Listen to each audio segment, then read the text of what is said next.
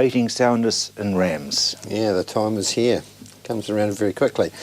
So I guess the rams are about to go out, or if they're not already out already, Rob. So I thought it's a good time to talk about ram soundness. So I think the number one point to make, we always think about genitals usually when we're talking about mating soundness, but I think that one of the key factors that's often forgotten is musculoskeletal soundness, and so I think that's very important. If a ram's unable to move freely around, mount the ewes easily, well then obviously the job's not going to get done, and so foot and limb soundness is very, very important and needs to be kept right up the top of the list as far as I'm concerned when it comes to mating soundness. And so foot soundness, foot rot, foot scald, all those normal sort of problems. If you've got some ageing rams, arthritic issues, joint problems, if there's been any trauma, as can happen with rams, they're all very important factors, and to be honest, sadly they may be what's induced in making the decision to cull a ram from a ram flock. Because you do forget about them, you put them in the paddock, don't you, and leave them there. Absolutely, and when the job needs to be done, you need to know that they're going to be able to do the job before they go out. It's no good just chucking them out there without having a look beforehand. So yeah, as I say, we may be a little bit slow off the mark talking about it right now, but it is a pertinent topic. So musculoskeletal soundness and having a sound animal that can move freely is obviously very, very important. Yep. What other things are? I mean, there's diseases and things that they can pick up. Absolutely. So I think again, we'll move down into the nitty-gritty areas, if you like, of the scrotum and things. Woolly scrotum's another simple thing that needs to be addressed. Obviously, if we've got lines of rams that are prone to growing a lot of wool on the scrotum, that needs to be dealt with, and probably I'd advocate maybe looking at another line of rams. So genetics can play a factor there. Obviously, wool over the scrotum is going to overheat the scrotum, and we can end up with testicular atrophy, so the testicle just not being able to produce viable sperm cells because it's overheated. So that's an important factor. The other big disease that causes overheating is a parasitic problem, a mange, so a little mite that infects the skin of the scrotum. It's called scrotal mange. It involves the skin getting really thick and thickened and covered in scabs, and that again results in overheating. So all these things should be checked, and usually should be involving a veterinary surgeon before the rams are due to go out. And scrotal mange can be a bit of a problem to eradicate, but it can be done, and so with good advice and a correct diagnosis, these sort of things can be sorted out. Do you think about parasites and internal parasites and things? Internal parasites are important to maintain the overall health and welfare of the ram and keep them in tip-top order. But as far as specific issues regarding fertility, they're probably less involved, apart from the little mite that I just talked about that causes scrotal mange. Perhaps the biggest and most documented problem is brucella.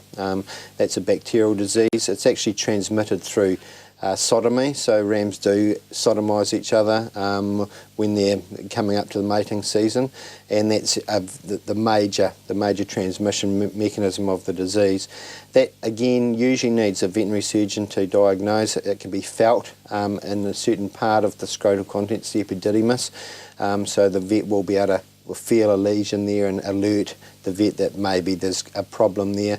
There's a very, very good scheme run. It's compulsory for all stud breeders. It's an elective procedure for commercial farmers.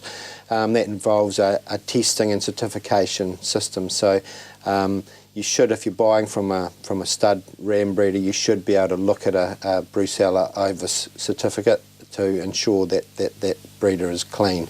So we're sure that the disease isn't being passed through infected rams. Can be a real problem to eradicate, and again needs professional advice if we're going to do that. But of course, just like all of these problems, the first step is actually getting the diagnosis, and that's going to be involving your veterinary surgeon and probably just having them look at these rams before they're required. So better that the vet gets the living daylights kicked out of him and the farmer anyway. It's a skill, I can tell you. Yeah, it's a skill. When you're palpating rams, yeah, you soon learn not to leave one alone behind you in the race. That's for sure. Yeah, otherwise it's more than the rams that get palpable testicular lesions. I don't know if we're going to quietly move on. Pistol rot is another thing which rears its ugly head. Pizzle rot is another problem, and of course if we've got an infected ulcerated pizzle, that can also involve the penis. We can obviously, it doesn't take a genius to realise that it can affect the business end of mating.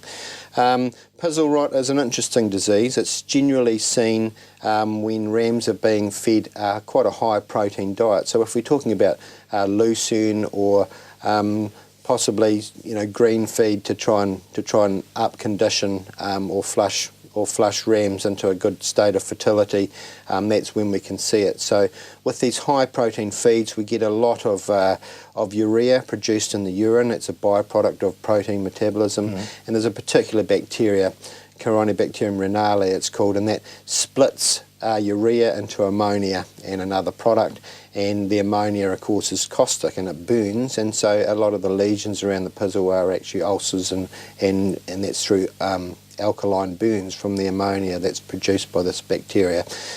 Easily fixed with some antibiotics, but it's something to be very aware of, particularly if you are supplementing green feed or lucerne in particular when you're feeding rams coming up to mating. So very, very important to. Because I guess guys try to flush. Absolutely, and that's the right thing to do. But it is something to be very aware of and make sure that you've got an eye kept on that situation. The other big problem associated with concentrate feeding, particularly grains, is we have quite high mineral contents in some of these feed stuffs, and it can result in stones, and actually bladder stones forming in the ram that can cause urethral obstruction, and actually that can actually be the end of a breeding animal very quickly if the urethra becomes obstructed. So concentrate feeding, very, very important to promote good access to water and dilute urine. And again, maybe it's something that could be discussed with a veterinary surgeon if you're looking at those sort of feeding regimes. Do people still use teaser rams? They do, and they're very good at bringing a lot of ewes or two-tooths or hoggets, now that this hogget mating is becoming more important, into season at the same time, so we get a more concentrated lambing pattern. They're very, very easy to create, teasers. It's a bit of a pretty small little surgical procedure. It does require a veterinary surgeon to do it. Needs to be done well in advance, because obviously we don't empty the magazine. Absolutely, we don't want any wigglers in the pipe, so to speak, when that happens. They're very easy to pick up.